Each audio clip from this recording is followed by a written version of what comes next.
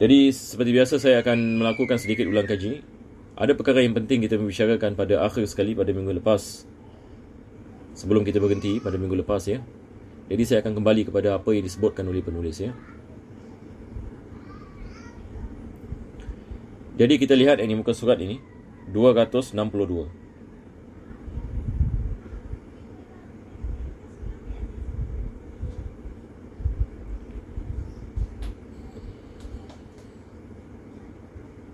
Jadi kita lihat perkara ini. Sekarang ini penulis, dia sedang ini membicarakan berkenaan dengan kalau sekiranya kita sudah melakukan solat fardu. Kita sudah melakukan solat fardu. Selepas itu kita keluar rumah misalan, kita lihat ada jemaah yang sedang melakukan solat fardu. Disunatkan kita solat sekali lagi. Maka solat yang kedua ini dikenali sebagai solat i'adah. Sekali lagi saya ulang ya. Sekarang misalnya ada begini ya.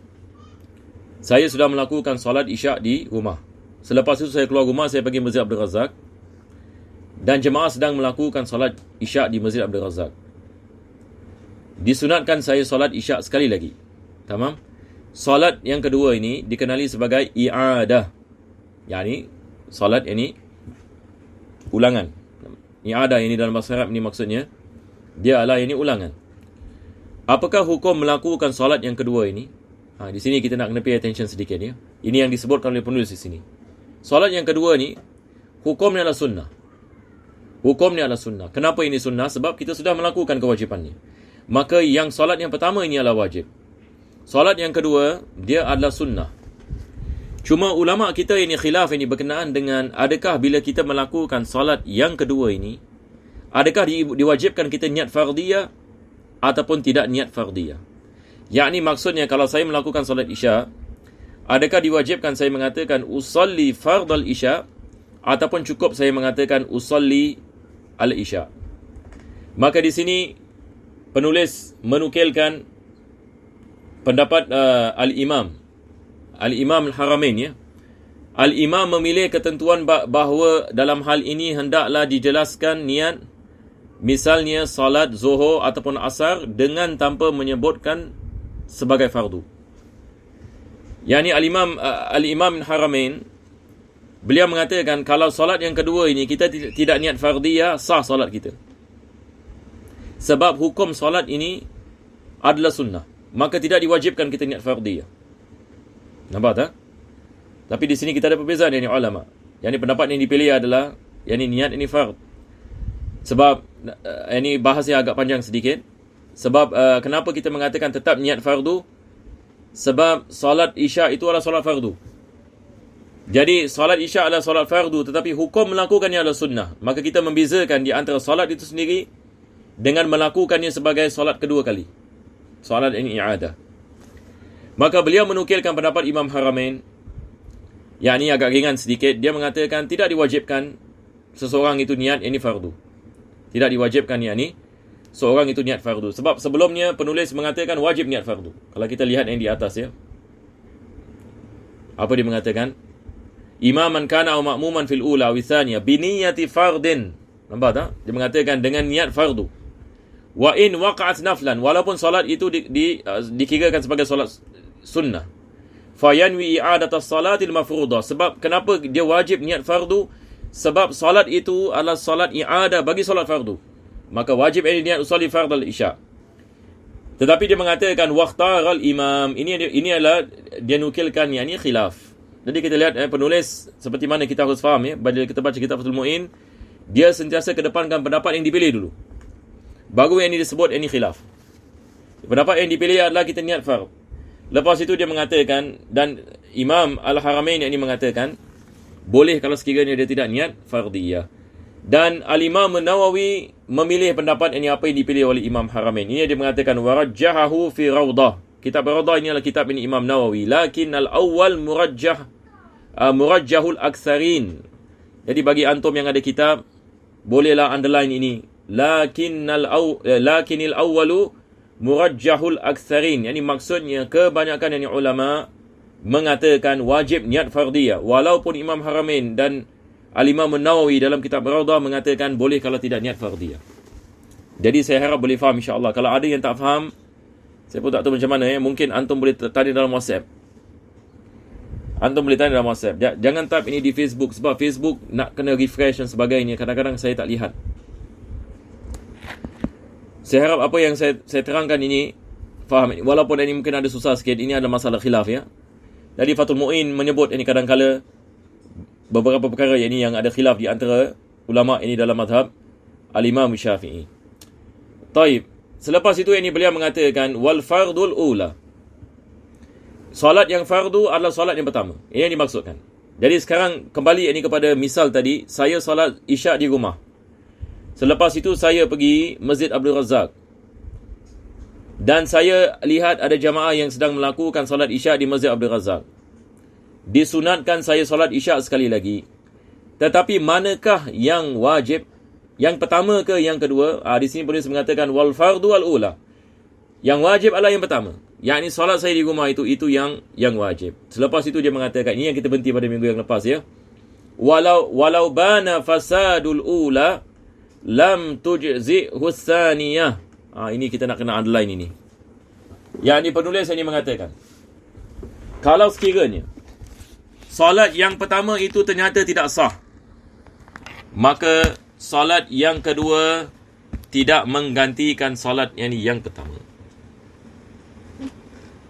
Solat ini yang kedua tidak menggantikan solat pertama. Ini misalan, saya solat di rumah misalan. Saya solat di rumah, selepas itu saya pergi ke Masjid Abdul Razak. Dan saya solat ini yang kedua. Selepas itu saya teringat yang solat saya yang pertama tadi tidak ada wudu. Tidak ada wudu. Ini maksudnya solat saya yang pertama tidak sah. Adakah solat ini yang kedua ini dapat menggantikan solat yang pertama? Maka di sini kita mengatakan ia tidak dapat menggantikan. Apa sebabnya? Sebab hukum solat yang kedua ini adalah sunnah. Maka sunnah tidak dapat ini menggantikan ini fardu. Dan ini penulis mengatakan ala ma'tamadahu Nawawi wa Syekhuna. Ini adalah apa yang dipilih, pendapat yang dipilih oleh Al-Imam Nawawi dan guru yang ini bagi penulis. Tamam? Dia mengatakan solat yang kedua ini tidak dapat menggantikan solat yang pertama. Dan ini juga ada khilaf. Itu sebab saya nak pelan-pelan ya insya-Allah. Ini juga ada khilaf. Ini dia mengatakan selepas itu khilafan. Ini juga adalah khilaf. Jadi ini adalah masalah yang kedua ya, berbeza dengan yang tadi kita mengatakan. Jadi khilaf ini di sini, apa maksudnya khilaf ini di sini? Soalannya adalah adakah solat yang kedua ini dapat menggantikan solat yang pertama ataupun ia tidak dapat menggantikannya. Al-Imam An-Nawawi mengatakan dia tidak dapat menggantikannya sebab ini hukumnya adalah sunnah. Tetapi di sini dia mengatakan khilafan lima qalahu syaikhuhu Zakaria. Tetapi dia mengatakan ini adalah berbeza dengan apa yang disebutkan oleh guru bagi gurunya, iaitu Syekh Zakaria Ansari. Zakaria di sini maksudnya Syekh Zakaria Al-Ansari, Syekhul Islam. Maka Syekh Zakaria Ansari taba'an lil Ghazali, begitu juga Al-Imam Ghazali mengatakan, dan Ibn Imad. Ini tiga orang sini disebut. Syekh Zakaria Ansari, Al-Imam Al-Ghazali dan Syekh Ibn Imad. Mereka mengatakan sah salat yang kedua idza nawa bisaniyati al-fard. Kalau sekiranya dia niat fardu bagi salat yang kedua. Dia mengatakan usalli fardal isya makmuman lillahi ta'ala. Maka yang kedua ini dapat menggantikan yang kedua ini dapat menggantikan yang pertama. Sebab dia niat fardu bagi yang kedua, dia niat fardu bagi yang pertama. Pertama ternyata tidak sah. Tetapi yang kedua dapat menggantikan yang pertama. Misal dia pergi masjid, lepas tu dia ambil wudu. Dia tahu wudu ni dah batal misalan. Lepas tu dia mengambil wudu dan dia solat yang kedua. Maka yang kedua ini dapat menggantikan yang pertama kalau sekiranya dia niat fardu. Sekarang saya akan membaca daripada kitab I'anatul Talibin, dan saya harap bagi mereka yang mengikuti kelas ini antum tulis ini faedah.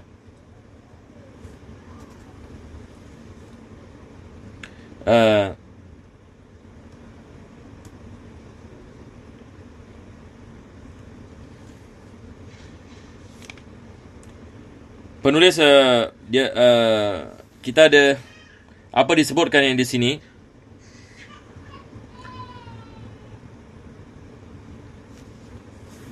Tadi kita mengatakan Al-Imam Nawawi dan begitu juga dengan Syekh Ibn Hajar. Mereka mengatakan yang kedua itu sah. Yang kedua itu tidak dapat menggantikan yang pertama. Jadi kita tulis ini. Al-Imam Ibn Hajar mengatakan dalam kitabnya Tuhfah, boleh kita tulis ini? Jadi ini adalah seperti mana dinukilkan dalam kitab Tuhfah ini oleh Syekh Ibn Hajar. Maka dia mengatakan kalau sekiranya solat yang pertama itu ternyata tidak sah, maka solat yang kedua itu juga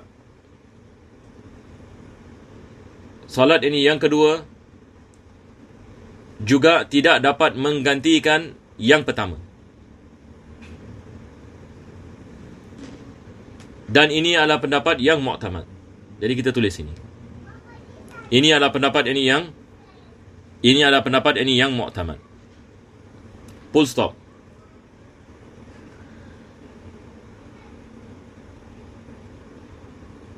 Al-Imam Ghazali dan Syekh Ibn Iman dan Syekh Zakaria Ansari mengatakan solat yang kedua itu menggantikan solat yang pertama.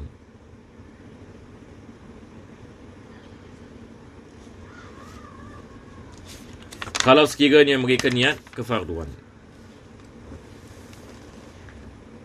Jadi saya rasa tidak ada masalah ya. Kita teruskan. Kita baca terjemahannya dulu. Jadi kita lihat ini di sini dia mengatakan yang dianggap solat fardu adalah yang pertama ni. Apabila jelas bahawa pertama rosak ataupun batal, maka solat yang kedua tidak cukup sebagai penggantinya. Menurut pendapat yang dipegang oleh Imam Nawawi dan juga guru kita, iaitu Ibn Hajar ya. Lain halnya menurut pendapat yang dikemukakan guru beliau, yakni guru kepada guru Ibn Hajar, yakni Syekh Zakaria Ansari.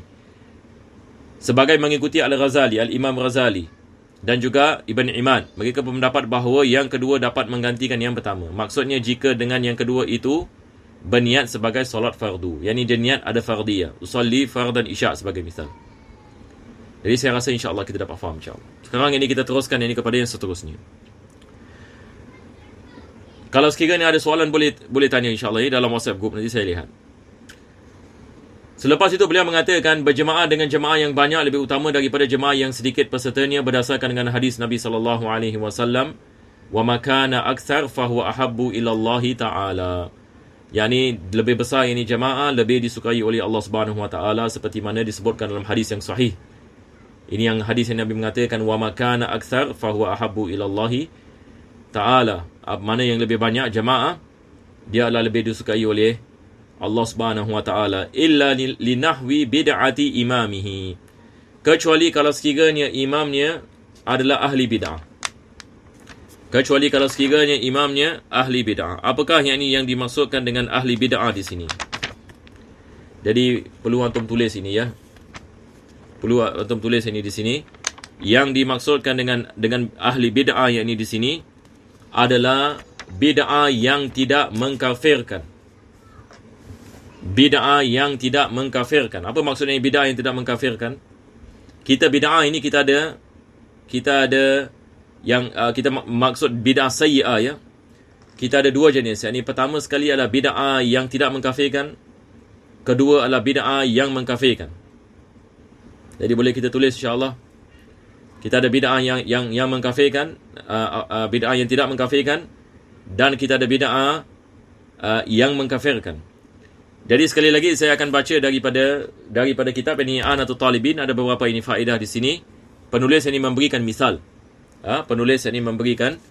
Memberikan misal Al-Imam Damyati ya dalam kitab I'anatul Talibin. I'anatul Talibin ini dia adalah yakni syarah ini bagi kitab Fathul Mu'in.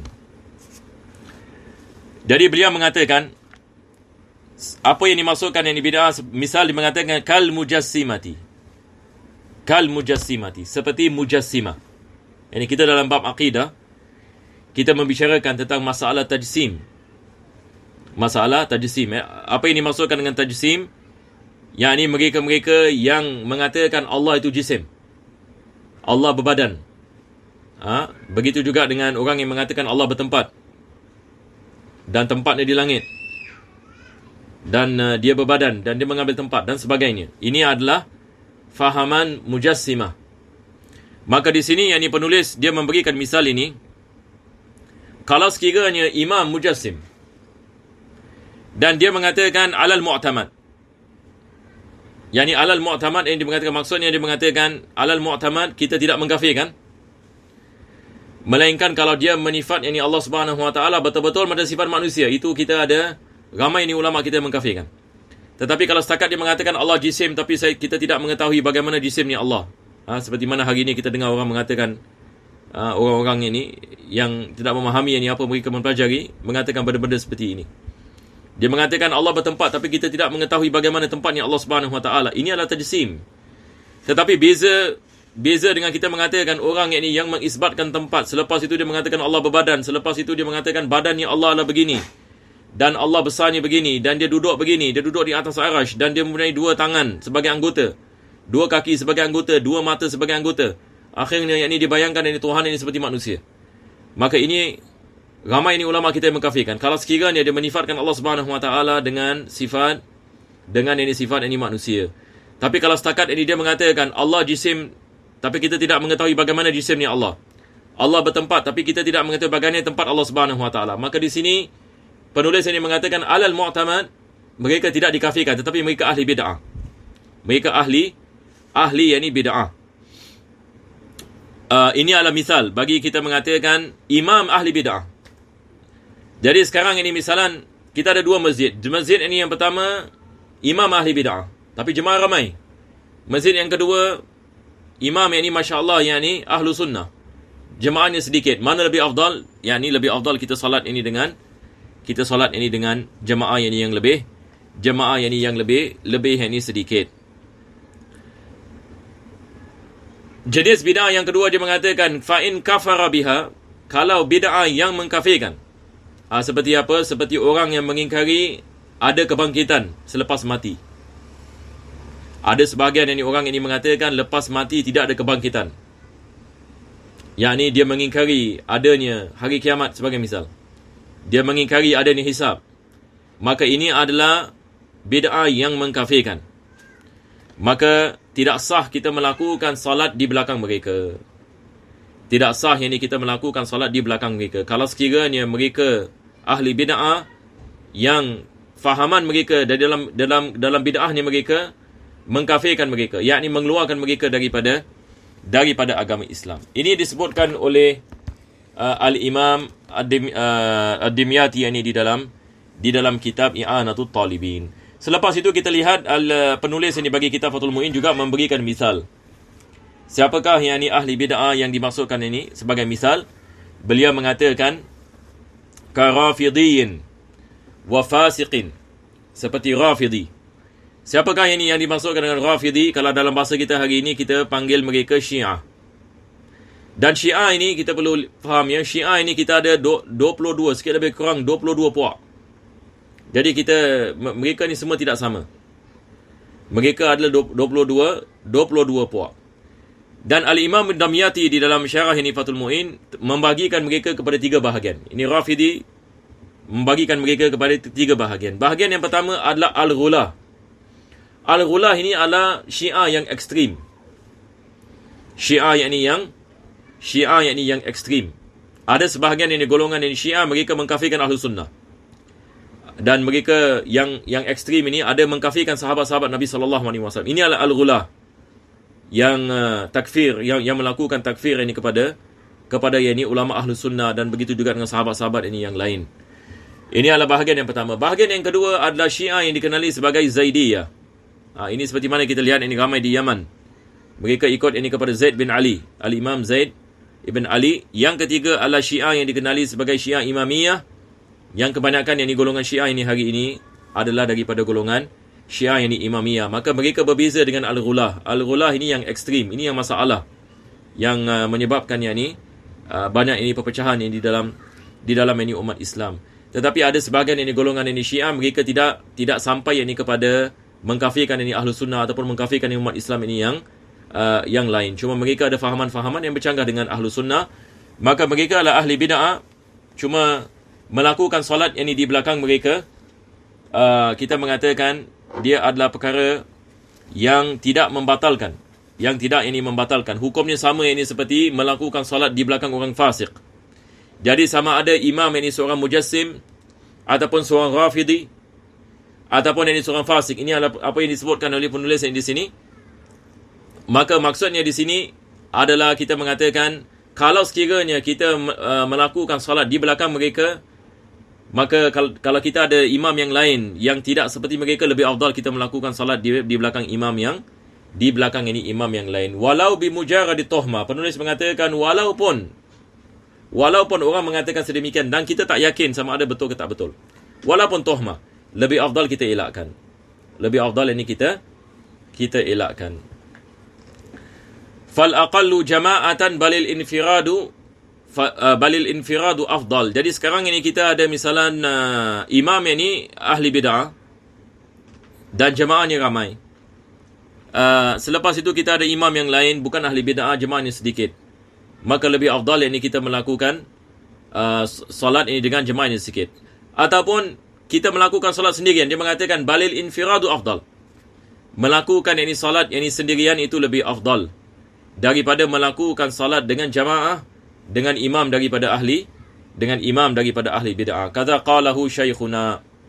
Yang dia mengatakan seperti mana guru kami mengatakan sedemikian, taba'an li syaikhihi Zakaria rahimahumullah ta'ala. Yakni guru yakni beliau dan juga yakni Syekh ini Zakaria yang merupakan guru kepada guru beliau. Guru kepada guru beliau, ini Syekh Zakaria Al-Ansari. Kita baca terjemahannya. Kecuali jika imam dalam jemaah yang banyak melakukan bid'ah seperti mana bermazhab tauhid ini Rafidah atau melakukan kefasikan. Ini ahli fasik ini seperti mana kita mengatakan seperti apa fasik ini adalah orang yang melakukan dosa besar. Orang ini yang melakukan dosa besar ataupun yakni dosa kecil dengan berterusan. Ini adalah definisi ini bagi fasik. Ulama kita apabila membicarakan tentang solat belakang orang fasik, mereka sentiasa memberikan misal sahabat-sahabat Nabi SAW salat belakang Hajjaj bin Yusuf. Hajjaj bin Yusuf ini dia membunuh sebahagian daripada sahabat Nabi dan tabi'in. Tetapi sahabat-sahabat yang lain melakukan salat belakangnya, dia menjadi imam. Dan Hajjaj bin Yusuf ini hafal Al-Quran dan dia menjadi imam. Dia menjadi imam. Dia adalah seperti minister yakni dalam kerajaan Umayyah. Jadi apabila dia menjadi imam, ada sebahagian sahabat yang lain mengikuti di belakang imam. Maka ini adalah daripada hujah kita mengatakan dibolehkan kita melakukan ini salat ini sah ini salat kita, tetapi tidak afdal. Yani maksudnya kalau kita ada imam yang saleh dan bertakwa kepada Allah, lebih afdal kita melakukan salat di belakang imam yang saleh. Sekarang ini kita teruskan ini kepada yang seterusnya. Penulis ini mengatakan wa kadza law kana la ya'taqidu wujuba ba'd al-arkan. Sekarang pula ini misalan imamnya dia i'tiqad ada sebagian rukun sebagai sunnah. Ada sebagian yang rukun yang sebagai yang sunnah. Maka dia mengatakan wa kadza law kana la ya'taqidu wujuba ba'd al-arkani wasyurut wa in ata biha. Walaupun dia melakukannya, tetapi baginya dia adalah sunnah li'annahu yaqsudu biha an-nafliyah wa huwa mubtilun indana. Jadi sekarang kita ada imam yang mana dia i'tiqad sebahagian yang apa yang kita i'tiqad sebagai wajib, dia mengatakan itu adalah sunnah. Maka dalam keadaan ini seperti ini, maka lebih afdal ini kita melakukan ini solat ini di belakang ini imam yang sama i'tiqad dengan apa yang kita i'tiqadkan.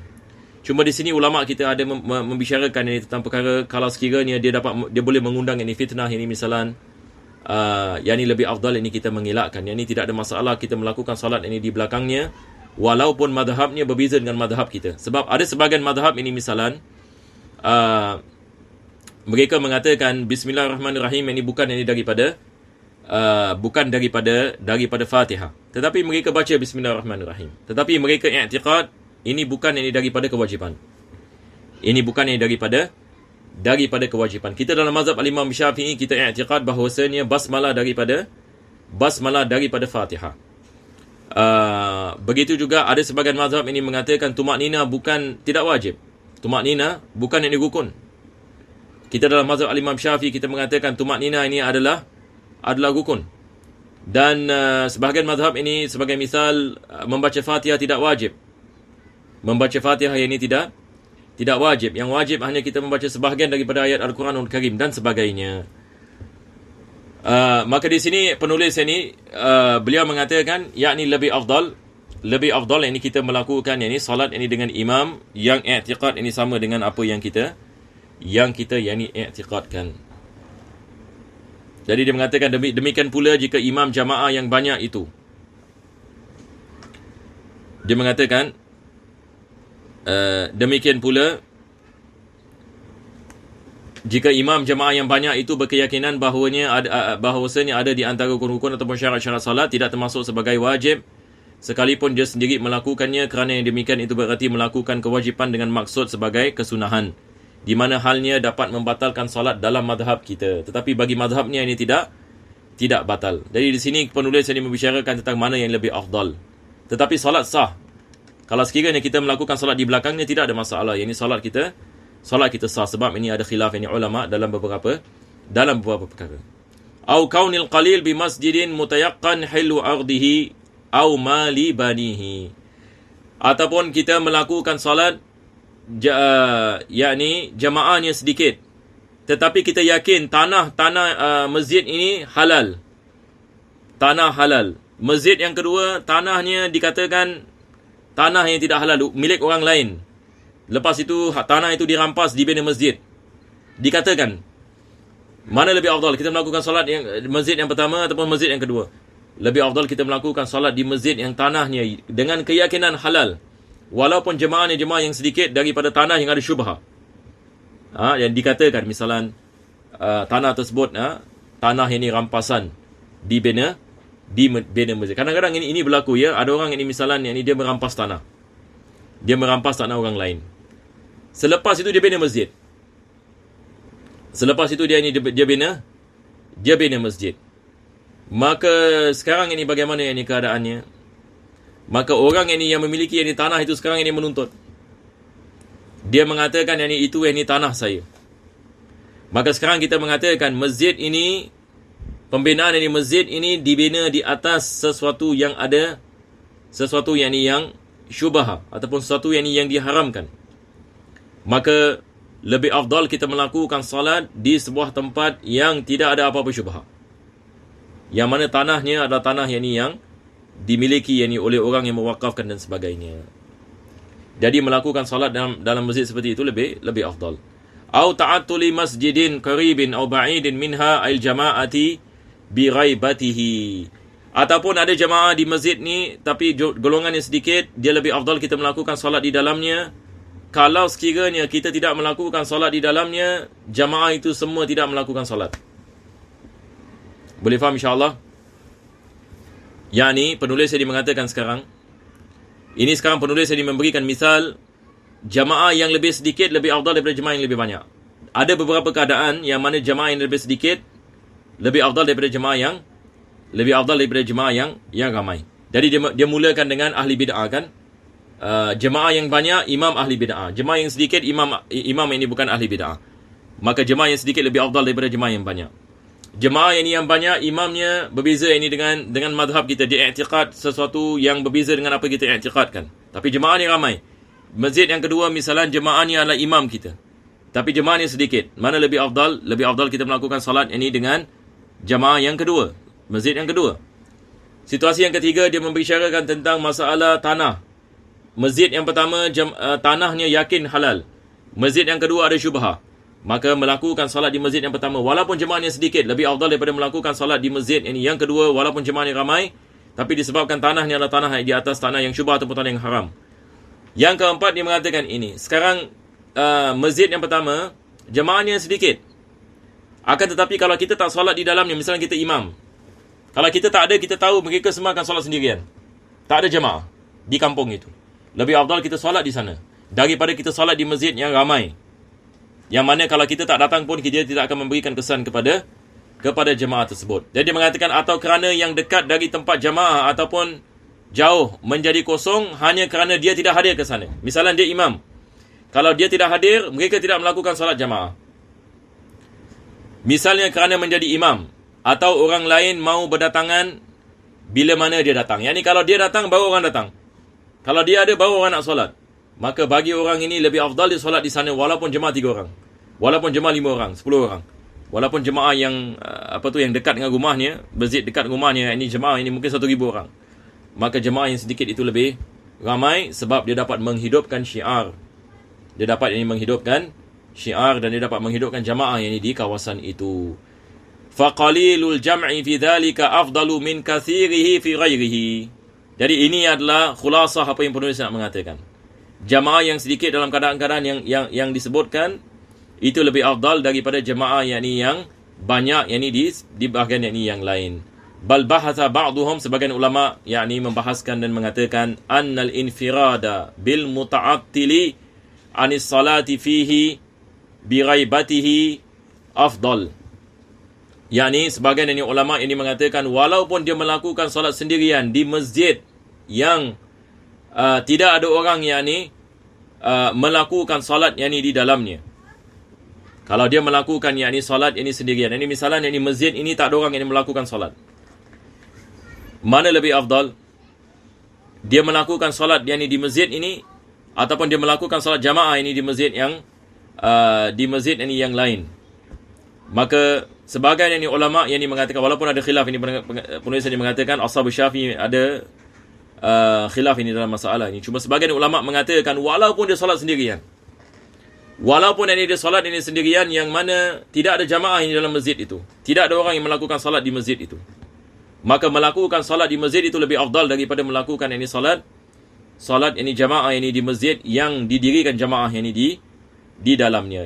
Apa hikmahnya di sini supaya kita dapat menghidupkan solat dalam tempat itu. Ditakuti kalau kita tidak melakukan solat lama kelamaan, maka masjid itu ditukar menjadi benda tempat yang lain, dan ini berlaku. Kita lihat di banyak negara-negara Islam, apabila solat jamaah tidak didirikan, orang tidak melakukan solat dalam masjid, masjid menjadi rumah pula. Ada penghuni masuk ke dalam masjid, selepas itu mereka mengatakan ini rumah saya. Ataupun mereka tukar masjid menjadi store, tempat simpan barang dan sebagainya. Jadi menghidupkan solat walaupun melakukan solat sendirian, maka itu adalah lebih afdal seperti mana sebagian ulama mengatakan. Tetapi sebagian ulama yang lain mengatakan solat jamaah itu lebih afdal daripada solat sendirian di dalamnya. Walau kana imamul qalil aula bil imami li nahwi ilmin, kana al hudur indahu aula. Kalau sekiranya imam misalnya ahli ilmu, orang alim, lebih afdal melakukan solat bersama imam yang alim daripada imam yang tidak alim. Jadi saya tidak mengetahui sama ada setakat ini ada soalan ke tidak ya. Jadi kalau kita lihat terjemahannya, saya rasa semua boleh faham insya-Allah ya. Dia mengatakan dari berbagai wajah, bukanlah begitu ketentuannya. Wajah di sini adalah pendapat ashab ya, seperti mana kita maklum, ashab Syafi'i. Dia mengatakan maka jemaah yang sedikit di masjid ini lebih utama daripada jemaah yang sekalipun banyak di tempat lain. Bahkan sebagian ulama mengemukakan pembahasan bahawasanya solat di masjid yang menjadi kosong bila tidak datang ke sana itu tetap lebih utama walaupun munfarid. Walaupun solat munfarid sendirian. Tidak berjemaah. Lebih afdal daripada melakukan solat di dalam tempat yang ada jemaah. Dari berbagai wajah bukanlah begitu ketentuannya. Sebagian ashab mengatakan tidak begitu. Bahkan melakukan solat dengan jemaah lebih afdal. Dan apabila imam pada jemaah yang sedikit itu lebih utama sebagai imam, misalnya kerana ilmunya, maka ikut berjemaah dengan dia juga lebih utama.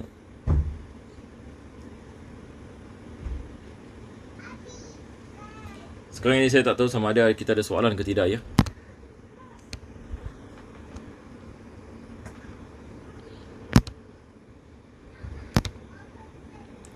Nampaknya tidak ada soalan ya.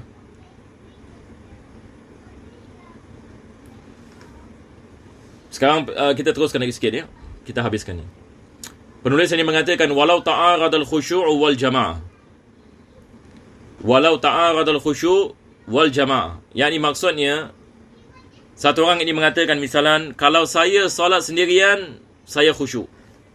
Tapi kalau solat jamaah tak khusyuk. Mana lebih afdal? Dia solat sendirian ataupun solat jamaah? Ini apa yang dikemukakan oleh penulis di sini. Maka penulis ini mengatakan fahiya aula.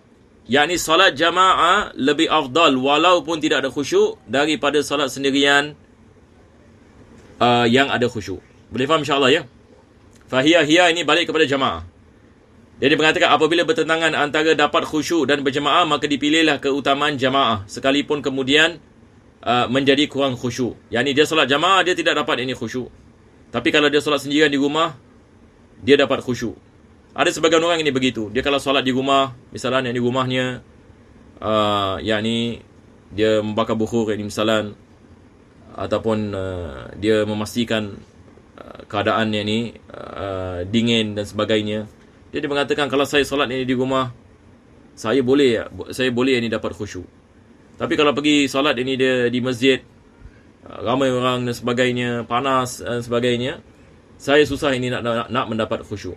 Apa jawapan kita kepadanya? Kita mengatakan solat jamaah di masjid itu lebih afdal dan ini adalah daripada bisikan syaitan. Jadi apa yang dia perlu buat adalah dia perlu melawan ini hawa nafsunya dan dia cuba sedaya upaya untuk mendapatkan khusyuk ini di masjid. Di dalam yakni jamaah. Sebab ini kelebihan ini jamaah lebih besar daripada kelebihan sendirian. Kama atbaqu alaihi haitsu qalu inna fardal kifayah afdalu minas sunnah. Yani sebagian ini ulama seperti mana kita mengetahui sebagian ulama mengatakan solat jamaah hukum dia fardu kifayah. Kalau kita mengatakan solat jamaah itu adalah fardu kifayah, kalau sekiranya kita mengatakan solat jamaah itu adalah fardu kifayah, maka tentu sekali solat jamaah itu lebih afdal. Solat jamaah ini apa kita mengatakan lebih afdal, yakni dilakukan. Sebab beza kita mengatakan solat jamaah itu fardu kifayah dengan solat jamaah yakni yang sunnah. Kalau kita mengatakan solat jamaah yang hukumnya sunnah, lebih afdal kita melakukan ini solat jamaah daripada solat sendirian ini walaupun khusyuk. Apalagi ini kalau sekiranya solat jamaah itu dikirakan ini sebagai fardu kifayah. Jadi insya-Allah taala kita berhenti ini di sini. Penulis kita baca terjemahannya dulu ya. Apabila bertentangan antara dapat khusyuk dan berjamaah maka dipilihlah keutamaan jamaah sekalipun kemudian menjadi kurang khusyuk. Demikianlah sebagian para ulama menentukan tingkat keutamaan dan katanya sesungguhnya fardu kifayah itu lebih utama daripada kesunahan. Wallahu a'lam ini bis-shawab. Insya-Allah ini kita berhenti ini di sini. Mudah-mudahan Allah Subhanahu wa taala memberikan kepada kita taufik. Bismillahirrahmanirrahim. Alhamdulillahirabbil alamin. Allahumma shalli wa sallim ala sayyidina Muhammad wa ala ali sayyidina Muhammad. Rabbana zalamna anfusana wa illam taghfir lana wa tarhamna lanakunanna minal khasirin. Rabbana atina fid dunya hasanah wa fil akhirati hasanah wa qina adzabannar. Sallallahu ala sayyidina Muhammadin wa ala alihi wa sahbihi wa sallam. Walhamdulillahirabbil alamin wa ila hadratin Nabi sallallahu alaihi wasallam. Al-Fatihah.